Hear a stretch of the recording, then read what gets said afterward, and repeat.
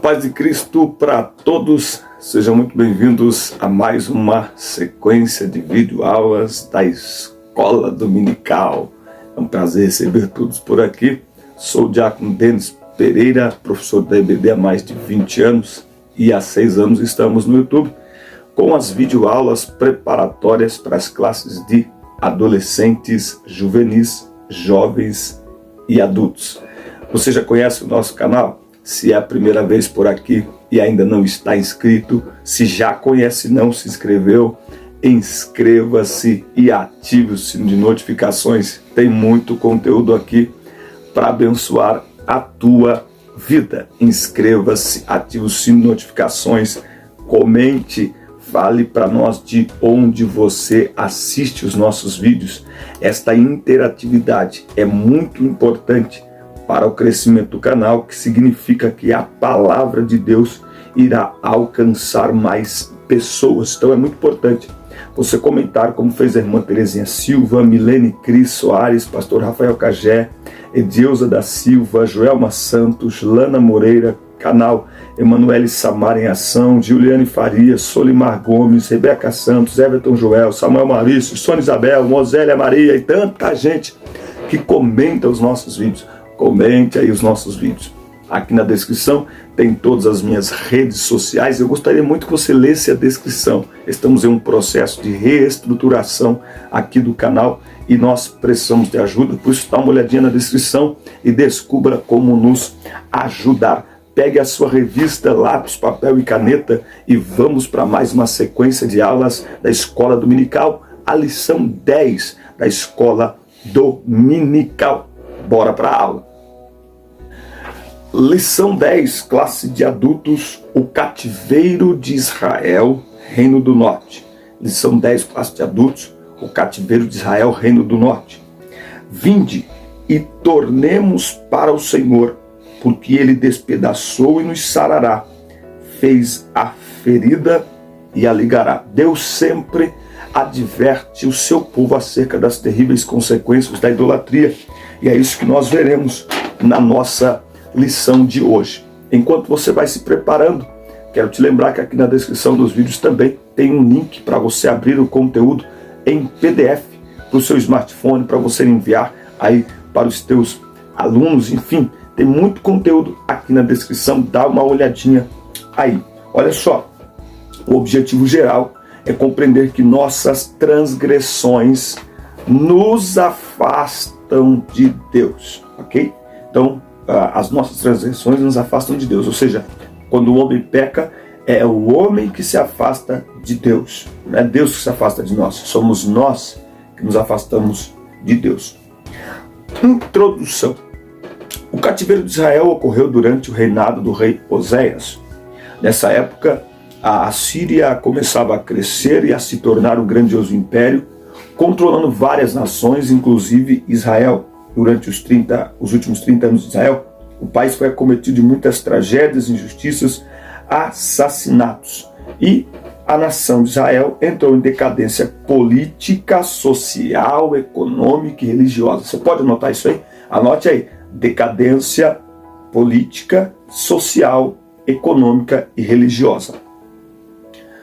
Consegue fazer um panorama do que nós estamos vivendo?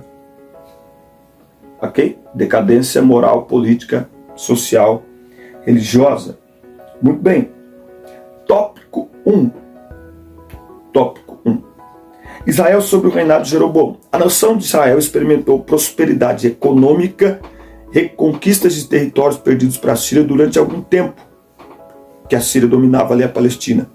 Mas, como está advertido aqui pelos profetas, isso foi alcançado através de corrupção, injustiça social, hipocrisia religiosa e sincretismo. O sincretismo é um grande problema, a gente vai falar um pouquinho sobre isso aqui. Essa prosperidade que não veio de forma correta, que não partiu de uma aliança do povo com Deus, ela acabou se tornando um grande problema. Por quê? Porque o povo não se voltou para Deus. Então, quando o homem se afasta de Deus e ele começa a ter algumas conquistas, isso é um grande problema, porque nós começamos a nos sentir confortáveis distantes de Deus. O rei da Síria, Salmaneser, descobriu que Oséias, seu vassalo, o traíra ao buscar apoio do Egito e interromper o pagamento dos tributos ao seu reino. Então veja, o povo que sai do Egito confiando única e exclusivamente em Deus, ele faz alianças, lembra? Desde o tempo de Salomão, faz alianças com quem não deve fazer. Acabe, faz alianças com quem não deve fazer. Deus não apoia toda aliança. Toda aliança que está fora dos seus princípios, Deus não apoia, não adianta. Não é? A aliança que está fora da direção de Deus, ela tem muito mais a ver com o homem do que com Deus. O homem quer se dar bem à parte de Deus. Não é? E aí o que ele faz? Ele prende o rei Oséias e coloca o seu exército contra Samaria, e Samaria fica sitiada durante 3 anos, sem chance de negociação. Tá? Então tudo isso que está acontecendo com o povo de Deus é consequência de suas escolhas erradas, de suas alianças erradas. Tá? O aumento da riqueza nacional, especialmente sobre o reinado de Jeroboão II, fez com que pequenos proprietários fossem espoliados pelos mais ricos. Então, aqui começa a acontecer o quê? A injustiça social. Os mais abastados vivem na extravagância e os pobres permanecem na miséria. E é aí que se levantam profetas para fazerem graves denúncias. Tá? O profeta não é apenas aquele... Profetizar não é prever futuro. O profeta não é um adivinho. Tá? Uma das grandes funções do profeta é denunciar a injustiça, é denunciar a corrupção. Não é?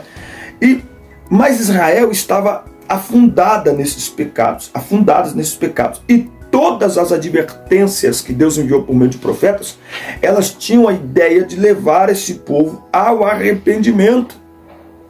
O que Deus estava permitindo que Israel passasse, que Israel de certa forma sofresse, era para levá-los ao arrependimento, era para que eles reconhecessem que estavam afastados do Senhor.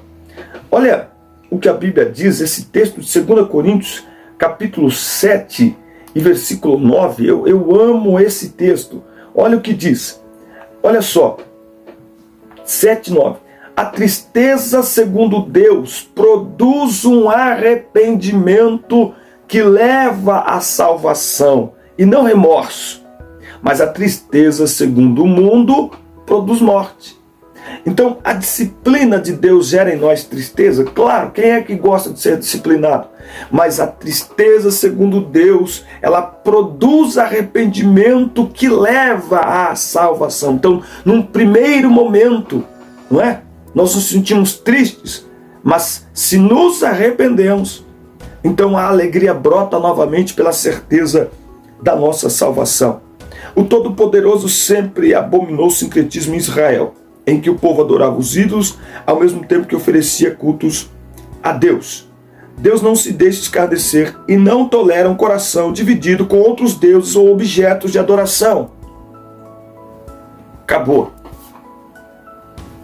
Eu preciso dizer, a esperança do Brasil é Jesus. Ponto. Por isso que a confiança da igreja só pode ser direcionada única e exclusivamente para Jesus, para mais ninguém. Nós nunca estivemos ocupando postos e cargos de tanta autoridade e em tantas esferas da sociedade. E olha onde nós chegamos. Sabe por quê? Porque existe um princípio inviolável da parte de Deus. Eu chamo do princípio da exclusividade. Deus não divide a sua glória. Ou nós confiamos única e exclusivamente em Deus, ou então simplesmente o socorro não virá. Porque Deus não divide a sua glória. Lá em Juízes, quando Gideão está malhando trigo no lagar, ele é chamado, o anjo do Senhor aparece. E aí quando ele vai enfrentar os midianitas e que chama o povo, vem 32 mil. O que é que Deus diz? Tem muita gente. Esse povo vai achar que a vitória está vindo por causa desse número, dessa quantidade, da força deles. Faz um teste. Volta 22 mil, fica 10 mil. O que é que Deus diz? tem muita gente traduzindo. Se nós queremos uma vitória do Senhor, essa vitória só pode ser esperada do Senhor. Do contrário, Ele não divide. Então não há culto dividido, não há vitória dividida, não há adoração dividida. É exclusividade. Nós precisamos reconhecer que precisamos de ajuda. Eu até comentei ontem, quem diz que só orar não resolve, não sabe o poder da oração. Existem momentos que só orar resolve. Por quê? Porque a oração é a maior manifestação da nossa confiança exclusiva em Deus. As nossas escolhas e atitudes nos trouxeram até este caos.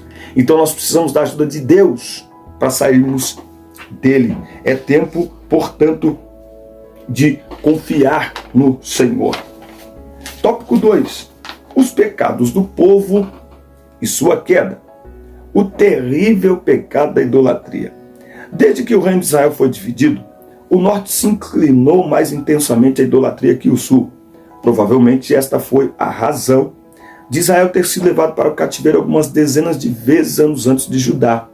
Apesar do caos espiritual e rejeição de Israel, Deus queria salvar o seu povo. Porque esse é o desejo de Deus. Deus sempre quer salvar seu povo, gente. Deus sempre quer salvar o seu povo. O desejo de Deus é nos salvar. Deus queria salvar o seu povo. Sempre. A intenção de Deus é salvar. A punição, o castigo, a disciplina é a resposta ao abandono. É a resposta à rebeldia. Não é?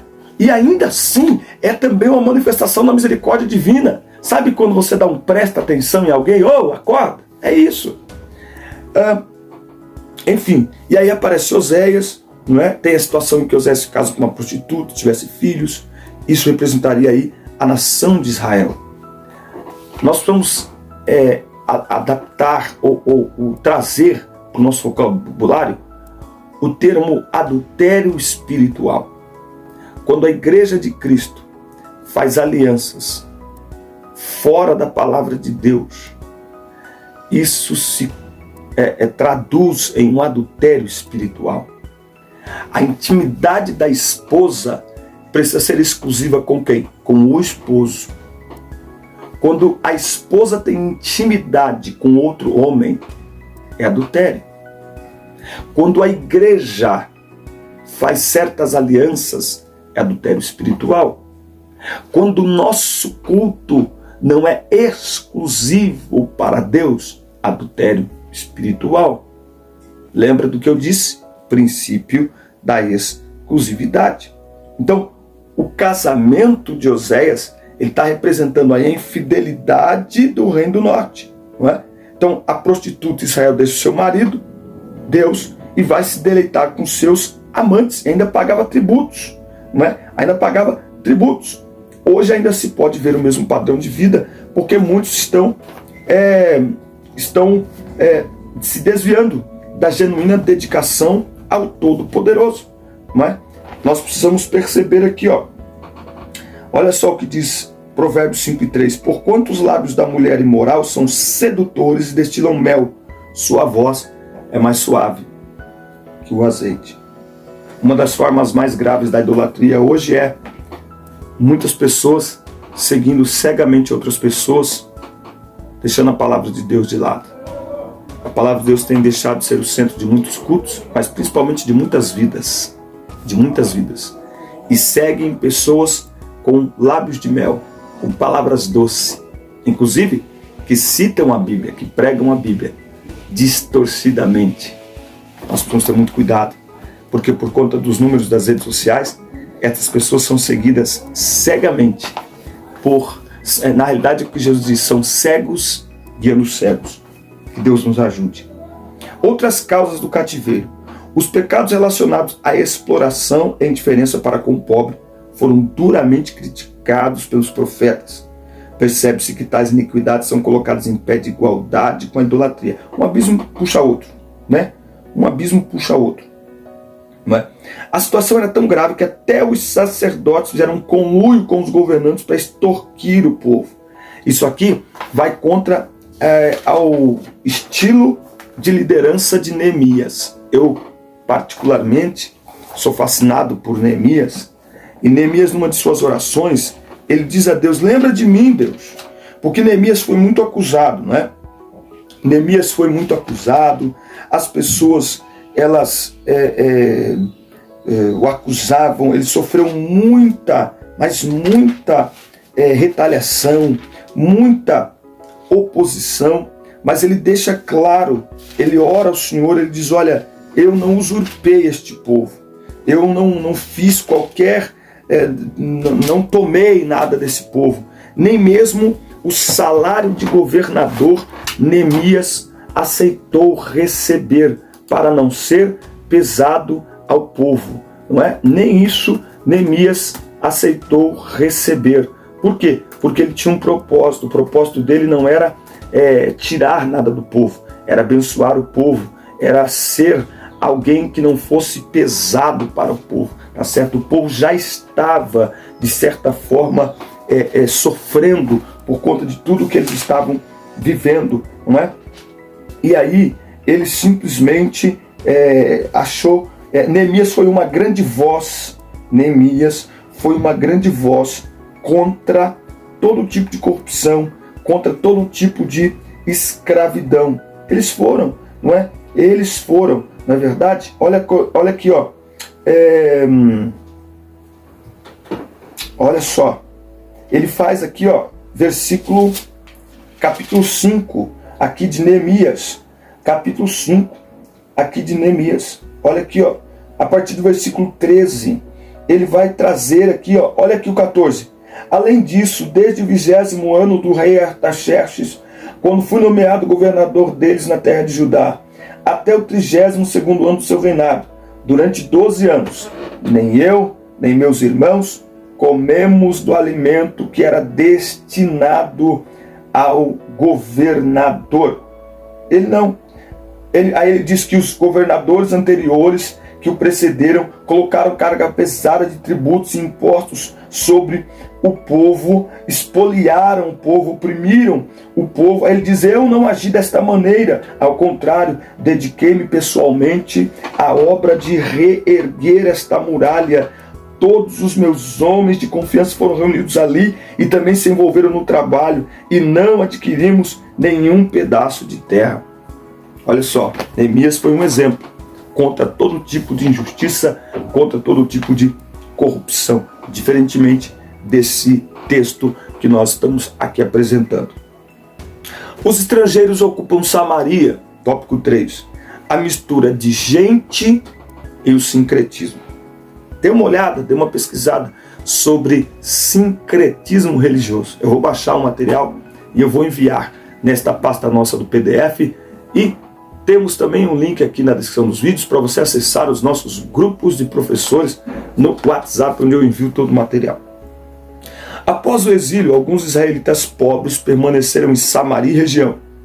A política dos assírios era que os territórios espoliados fossem reocupados por povos de outras etnias e origens, promovendo assim uma grande migração e reassentamento de pessoas. A ideia aqui era misturar as nacionalidades para evitar rebeliões e enfraquecer as províncias. Então, a estratégia maligna sempre é o quê? Misturar. Misturar. Porque aí você traz a mistura, você traz também a mistura completa, total, mistura de cultura e mistura de religião. Nós estamos vivendo uma das fases de maiores migrações do mundo moderno, e muitas pessoas do Oriente vindo para o Ocidente. Acontece que eles trazem a sua cultura. E cidades, a Alemanha, por exemplo, onde recebeu uma quantidade absurda de refugiados, já começa a sentir o impacto dessa mistura na sua cultura. Impacto esse que alguns gostam e outros não. Impacto esse que pode ser positivo, mas muitas vezes não, porque a cultura é completamente diferente. E tratando do povo de Deus, o povo de Deus é chamado para a exclusividade.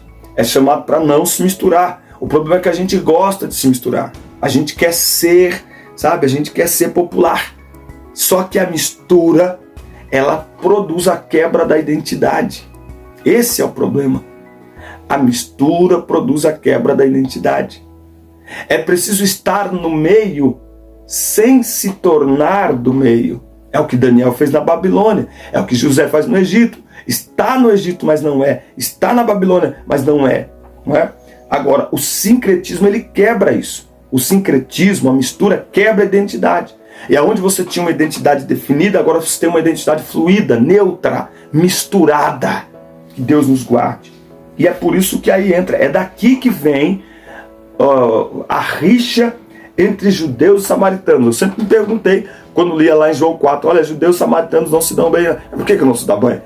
É daqui. É porque quando a Síria invadiu o Reino do Norte, a Síria tinha esse costume. Então o que ela fez? E para os judeus, os samaritanos, essa mistura de povos não judeus que foram reassentados lá em Samaria, não é? Que trouxeram suas religiões, os seus deuses, o seu paganismo, sua cultura, não é? E para o judeu, como aquela é uma terra sagrada, estes povos sujaram a terra.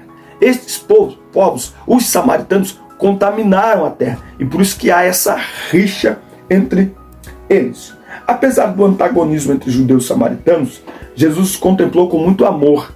Ele deu atenção à mulher samaritana e lhe anunciou o reino, fazendo a conhecedora da água da vida que sacia a sede humana de forma definitiva. Não é? Esse aqui é um dos maiores exemplos de que a Bíblia não é machista, de que o Evangelho não é machista. Uma das maiores conversas de Jesus foi com esta mulher, inclusive para reinseri-la na sociedade. A mulher que no início do capítulo 4 está escondida, vindo buscar sozinha água, ela volta para a cidade e com apenas uma conversa de Jesus, na cidade agora, ela sai sem influência, volta com influência. Ela sai sem ser o exemplo, volta sendo exemplo. Ela sai sem voz, muda calada e volta sendo a maior voz para produzir a maior transformação social naquela cidade. Então a palavra não tem nada de machista. Se homens machistas usam palavras para fins escusos e grosseiros, isso é falta de serem transformados pela palavra e de compreenderem a palavra de Deus. Mas a Bíblia, na verdade, é o maior livro de inclusão que existe. É a Bíblia, de acordo com os padrões divinos e não de acordo com o que o mundo quer. Em razão da dúvida daquela mulher sobre o lugar da adoração, aí Jesus vai dizer, olha, a questão aqui não é lugar físico. Não é lugar físico, porque a adoração é algo espiritual. Trata-se do coração do homem, da mente humana. Na parábola do bom samaritano, Jesus contrasta a religiosidade excessiva dos líderes religiosos judeus com a natural espiritualidade de um samaritano. Então, quem é que mostra compaixão? É aquele que trata o outro como o seu próximo. Então, Jesus quebra aqui paradigmas de religiosidade. Não é? Então, a ideia do religioso é que aquilo que ele faz o torna agradável e aceitável diante de Deus. Então ele segue as regras, mesmo que isso signifique matar pessoas, ferir pessoas, não é? Olhar para os outros com um olhar altivo, quando na verdade a verdadeira religião é cuidar dos órfãos, é cuidar das viúvas, é cuidar dos necessitados. Então nós precisamos ter muito cuidado com isso. Agora, dentro desta história, não faltou advertência para que Israel abandonasse a idolatria. Não. Só que nada surtiu efeito. Cada vez mais a nação se afundava em seus pecados. E aí não tinha outra saída senão levá-los ao cativeiro para tratá-los no cativeiro. E até isso, este fato de levá-los ao cativeiro demonstra a misericórdia de Deus. Ou seja, Deus é um Deus que insiste até o último. E eu venho dizendo há algum tempo, quando a ira de Deus se manifesta, quando a ira de Deus é derramada para a morte, para a destruição de alguém, é porque esta pessoa tem seguidas vezes abandonado, desprezado a misericórdia de Deus.